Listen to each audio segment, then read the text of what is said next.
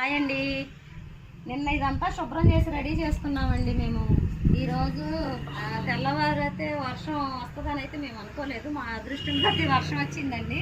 నిన్నైతే పాపం తను పంపు నీళ్ళన్నీ తీసుకొచ్చి మొత్తం తడిపేసింది. ఎందుకంటే ఈరోజు గింజలు వేద్దామని చెప్పి మేము నిన్న ఇంతవరకు శుభ్రం చేసుకున్నాం. వర్షం వస్తుంది అయితే మేము అనుకోలేదు. మార్నింగ్ వచ్చేసరికి ఇదంతా నీట్గా ఉంది. సరే కదా అని చెప్పి ఎర్ర తోటకూర వేసాం కదండి, లాస్ట్ వీడియో చూపించాను మీకు.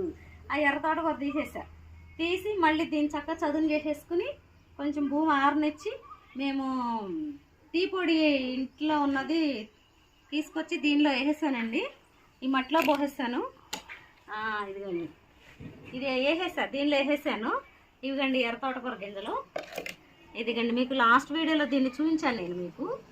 అయితే ఇంకా మళ్ళీ ఈ ప్లేస్లోనే బాగా వచ్చింది. ఈ ప్లేస్లోనే ఇది వేద్దాం కదా అని చెప్పి మళ్ళీ ఎర్ర తోటకూర గింజలు వేస్తున్నాను. ఇక చూడండి, ఒక మడైతే రెడీ చేసుకున్నామండి. ఇది ఎర్ర తోటకూర పోసేసాను. అయితే ఇటు కూడా చూడండి ఎంత నీట్గా నిగనిగలాడుతూ ఉన్నాయో మా మొక్కలు. వీటికి నేను ఇచ్చే లిక్విడ్ అయితే ఇంకా నేను సెలవుల్లో బియ్యం కడిగిన నీళ్ళు, పుల్లట మజ్జిగ కూడా నేను స్టోర్ చేస్తానండి. ఆ నీళ్ళను కూడా రేపు తీసుకొస్తాను నేను. ఇంకా అటువైపు కూడా శుభ్రం చేయాలి. అది శుభ్రం చేసిన తర్వాత కూడా కొన్ని మళ్ళు కట్టి కొన్ని గింజలు వేస్తాము.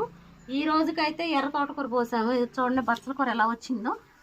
మేము అదే బియ్యం కడిగిన నీళ్ళు ఉంటాయి కదండి, అవి పుల్లట మజ్జిగ అవి పోయటం వల్ల ఇవి ఇలా వచ్చినవి. ఈ పొదబచ్చలండి,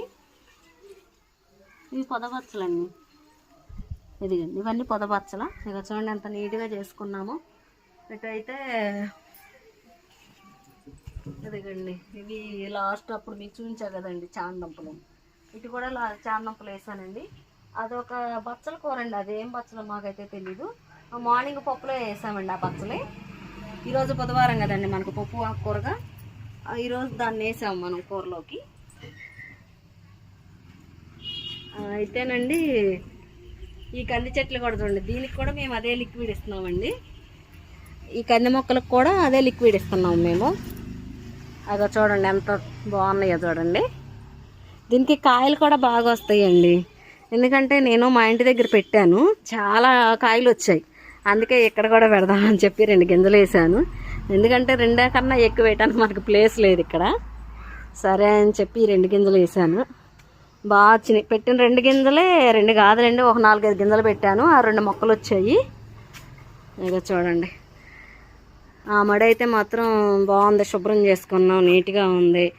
వర్షం వస్తుందని అయితే మేమైతే ఊహించలేదండి.